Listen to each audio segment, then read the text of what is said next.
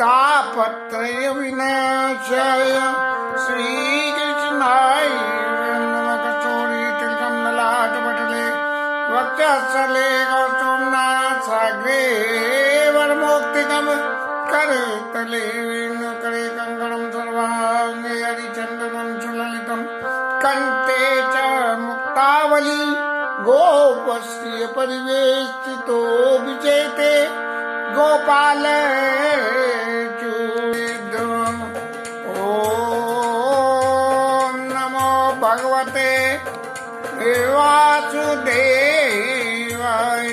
नमः। श्रीमद्रामचन्द्राय नमः। श्रीरामभद्राय नमः। श्री सीतारामाय नमः।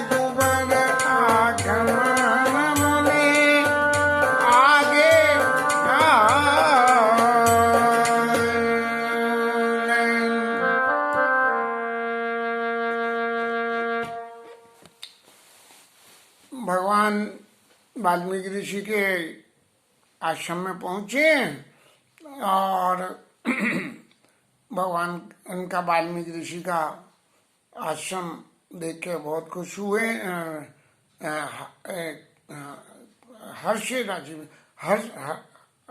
खुशी बहुत खुशी हुए हैं। वाल्मीकि ऋषि राम जी के समकालिक थे।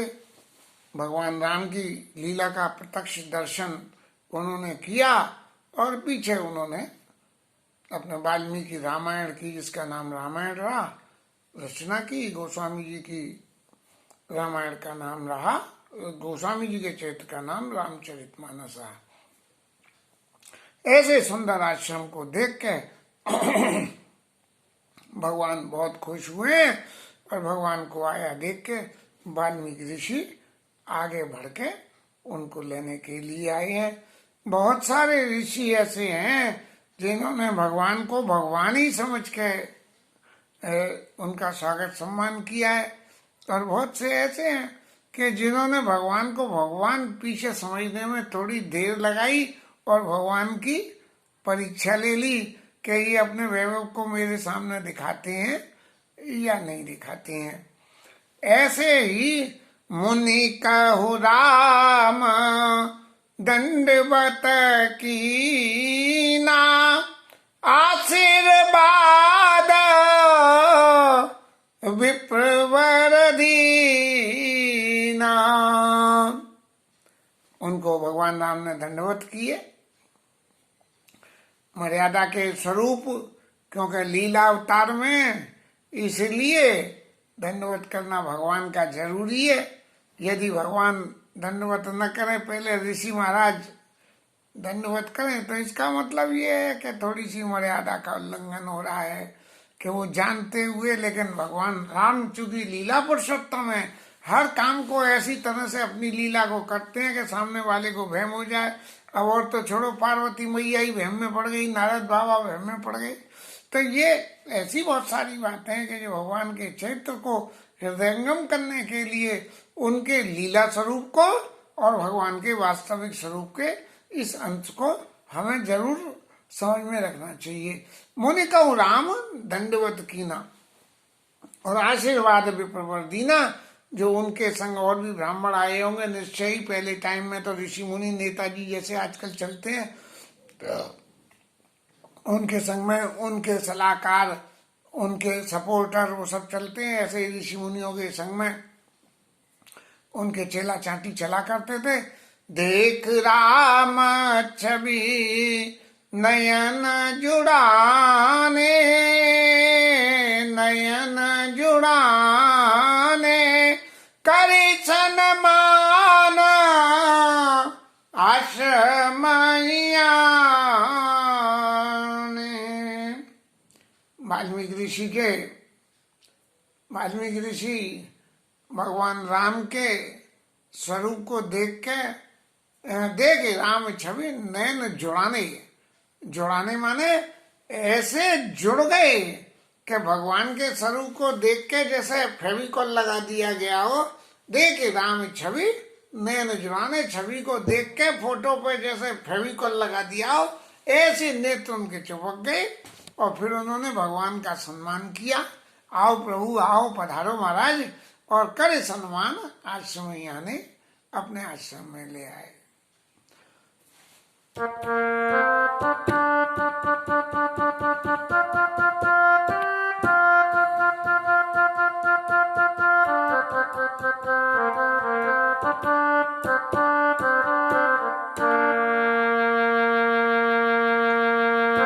मुनिवर अतिथ प्राण प्रिय पाए, कंद मूल फल मधुर मंगाए।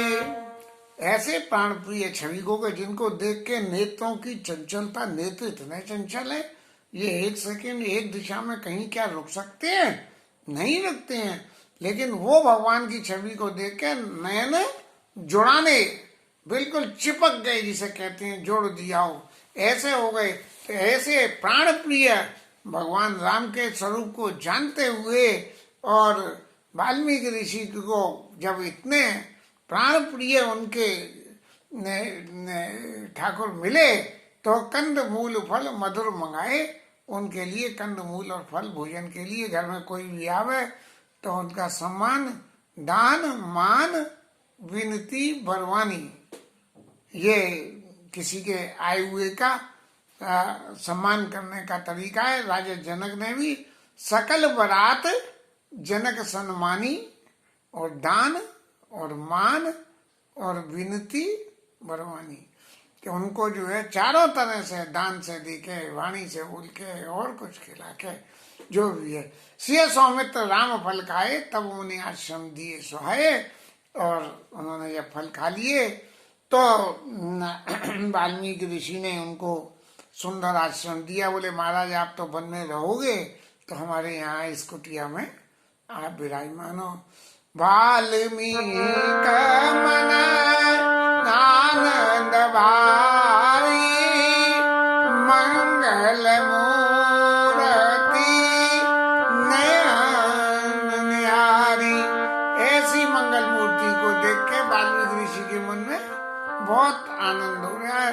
तब कवि कमला जोरी रघुराई, बोले बचन शबन सुखदाई। तब हाथ जोड़ के भगवान वाल्मीकि ऋषि को बोले, और उन्होंने क्या करा? तुम काल दर श्री मुनि नाथा। आप तीनों काल, भूत भविष्य वर्तमान को देखना। और विश्व बदर जिमी तुम रे आता। जैसे हाथ में कोई एक गोल चीज रख लो और रख के उसे देखो तो सब कुछ दिखेगा, गेंद का दाया बाया ऊपर नीचे का। त्रिमित काल विश्व बदर जिमी बेल की तरह से या बॉल की तरह से विश्व बदल जीवी तुमरे हाथा तुम्हारा अस कही प्रभु सब कथा बखानी जय जय बात दीन वन रानी। अब इसके बाद भगवान ने सारी कथा को बखान करा। वाल्मीकि ऋषि यद्यपि सब कुछ जानते हैं, त्रिकालदर्शी हैं, सब कुछ होने के बाद भी मुझे ऐसा लगा कि वाल्मीकि ऋषि को भगवान के चरित्र की रचना करनी थी, इसीलिए अस कही प्रभु सब कथा बखानी, बखान किया। भाई जब त्रिकालदर्शी हैं तो बताने की क्या जरूरत थी, लेकिन चूंकि भगवान के चरित्र की रचना होनी है तो उस रचना होने के लिए भगवान ने डिटेल से उनको ब्यौरेवार सब चीज बताई है। क्योंकि वो है ना, सोई जस गाय भगत भव तरई और कृपा सिंधु जन हित तन धरई। भगवान इस पृथ्वी पे जन्म क्यों लेते हैं? भगवान के पृथ्वी पे जन्म लेने का कारण क्या? असुर मार था पई सुन राखे निश्चित, ये तो कारण है ये कि असुरों को मारते हैं और जो श्रुतियों की नीति है उसकी रक्षा करते हैं। लेकिन ये संसार को बनाने के बाद भगवान ने इसको माया के वशीभूत कर दिया। अब माया के वशीभूत हो गया तो माया के वशीभूत होने से क्या हुआ कि जैसा व्यक्ति कर्म करेगा, माया जैसे नचावेगी वैसे कर्म करेगा, और जैसे कर्म करेगा उसका फल मिलेगा। भगवान गीता में भी कहते हैं कि मेरा कोई इसमें नहीं है कि मैंने ईश्वर नहीं, रामायण में ही कहते हैं ईश्वर अंश जीव अविनाशी चेतन अमल सहज सुख राशि। चैतन्य है और अमल है, शुद्ध है और सुख की खान है, सुख राशि। तो क्या बोले, सो माया बस भयउ गोसाई और बंध्यो कीर मरकट की नहीं। जैसे तोता पिंजड़े में चोंगली पकड़ के लटक जाता है, ऐसे जो है माया के वशीभूत होकर संसार सागर में लटक जाता है और फिर विविध तरह के माया के फेरे में फेर के और कर्म करता है, उससे प्रारब्ध बनता है, प्रारब्ध से फिर उसको भोगने। तो भगवान जन्म इसलिए लेते हैं कि सोई जस गाय भगत भव तरई, कि मैं इस पृथ्वी पे जन्म लेके और जो लीला करूंगा और उन लीलाओं का जो आदमी गान करेगा तो उनके गान करने से संसार सागर से पार हो जाएगा। जो मेरी माया का फंदा है वो उसको प्रभाव नहीं करेगा। अस कही प्रभु सब कथा बखानी जय जय बाती दीन बन रानी। कथा तो ओरिजिनल स्वरूप में सबको ही बता दी कि ऐसा हुआ ऐसा हुआ। तो बोले महाराज ऐसा हुआ तो कथा में एक सवाल ये भी तो खड़ा होता है कि भाई उन्होंने पहले क्या भरत को राजा बनाने की बात कही थी, तो पहले राजा बनवा लेते, आप पहले काहे को भक्के चले आए वहां से। लेकिन भगवान ने उसका जवाब क्या दिया,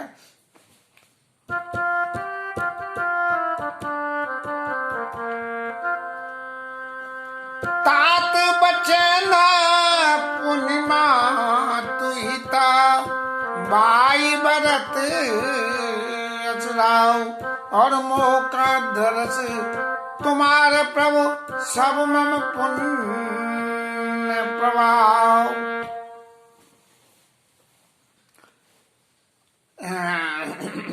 तात वचन, पिताजी के वचनों का तो पालन होगा और माता का भला होगा, वो अपना भला चाह रही है। यद्यपि माता का भला हुआ नहीं है, लेकिन भगवान की भावना तो इतनी सरल है कि माँ का स्वरूप है तो माँ के स्वरूप का हित ही होना चाहिए। माँ अपना अहित को ही हित समझ ले तो इसका तो कोई उपाय नहीं है।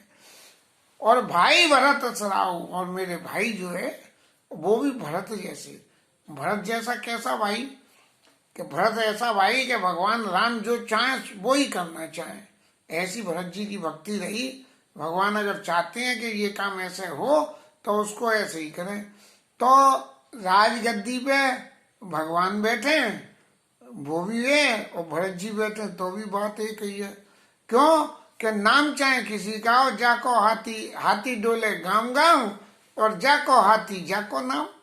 तो कभी कभी एक बात और याद आती है, बिजनेस हाउस में बाबूजी कहते थे कि गद्दी पे कभी भी मालिक बन के न बैठे, मुनीम बन के बैठे। मालिक बन के बैठेगा तो उसके हाथ में, ये समझेगा मेरे हाथ में पावर है, मैं जो कर लूं, और पावर होते ही जो है वो मन में उसके अभिमान आ जाएगा। और मुनीम बन के बैठेगा, कोई भलाने ये काम कर लें क्या, तुम्हारी क्या सलाह है। तो इस तरह से तात बचन पूर्णिमा तुहिता भाई भरत असराव, और मौका दरस तुम्हार प्रभु सब मम पुण्य प्रभाव। ये तो महाराज सब मेरे पुण्यों का ही प्रभाव है कि मेरे को आपका दर्शन भी करने को मिल गया। इस वाइन ने गेहूं के संग बथुए को भी पानी लग गया। दे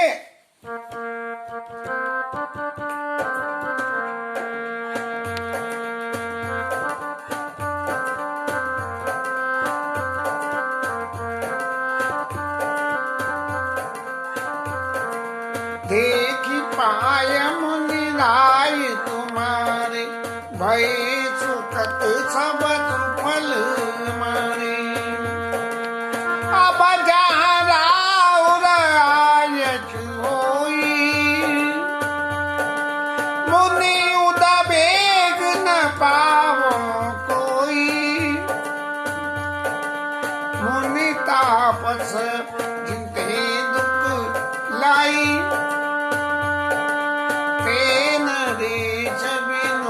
पावक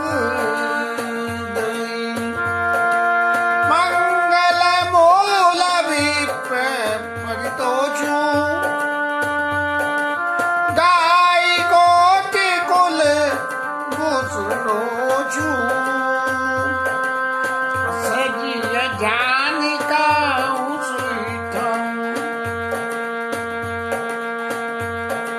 सिय सौमित्र सहित जगम, तालच रुचिर परन तन साला। पास करो कछु काल कपाला, पास करो कछु काल कपाला। सहज सरल सुन रघुवरवाणी, साधु साधु बोले ज्ञानी। कछ न कहो अस रघुकुल केतु, तुम बालक संस्कृति सुख सेतु।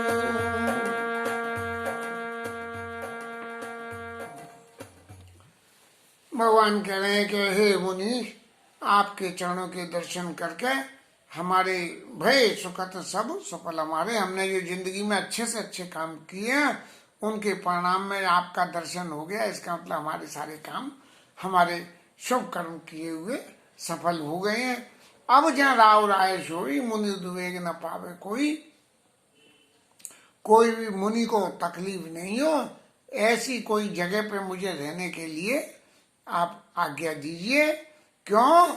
के मुनि तापस जिते दुख लहाई, ते नरेश बिनु पावक दहई। ऐसे राजा जिनसे मुनि और तपस्वी लोग तकलीफ पाते हैं, वो बिना आग के ही जल जाते हैं।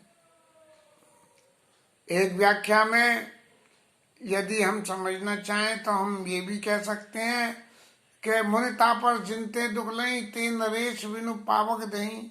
राजा रामचंद्र हैं, तो क्या ये बात राजा रामचंद्र के ऊपर लागू होती है? नहीं। ते नरेश, कौन नरेश है? उस वक्त दशरथ जी थे, पीछे भरत जी होंगे, तो रामचंद्र जी का तो कहीं उसमें नाम ही नहीं है। ये तो नरेश होते हुए भी नरेश का नाम नहीं है। तो ते नरेश बिनु पावक दही, इसलिए भगवान राम कह रहे हैं कि मैं इसलिए किसी को नहीं पहचाना चाहता हूँ, क्योंकि अयोध्या के राजकाज में जो भी राजा होगा वो बिना आग के ही दहन हो जाएगा। इसलिए असजिय जानी कहूँ, सोई ठाऊं राम कहूँ, सोई ठाऊं सिया समेत सहित जाऊं। सीता जी और लक्ष्मण जी के साथ में मैं वहां चला जाऊं, उस स्थान को बता दीजिए। और फिर क्या करूंगा? रुचिर, बड़ी सुंदर कुटिया बनाऊंगा। परन तन शाला बास करो कछु काल कपाला। हे कपालू, मैं कुछ समय फिर वहां वास करूंगा। सहज सरल सुनी रघुबर बानी, साधु साधु वो ले मुनि जानी। ऐसी सरल वाणी को सुन के और सब जो मुनि लोग वहां मौजूद थे सब साधु साधु कहने लगे, हे प्रभु आपके लिए धन्य हो, आप जैसा दूसरा कोई नहीं है। कस न कहूँ रघुकुल के तू, तुम पालक सती श्रुति से तू। श्रुतियों के ऊपर श्रुतियों ने जो बातें कही है उन सब बातों को जोड़ के पुल बना के संसार सागर से तरने के लिए आप जो है प्रकट हुए हैं। इसलिए आप ऐसी बात क्यों नहीं कहोगे? और फिर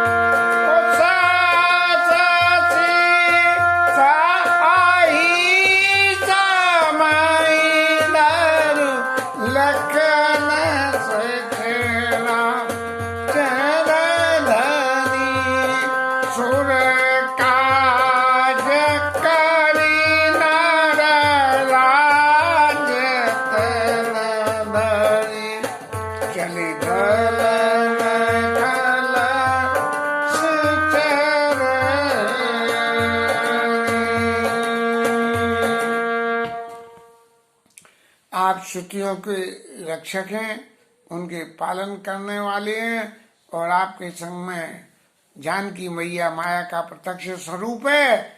और जानकी मैया जो सयते जग पालते हरते को पाई कृपा निधान की, आपकी आज्ञा से संसार की सृष्टि की रचना और पालने का और उसके हरण का काम करती हैं, क्योंकि शक्ति स्वरूपा है वो।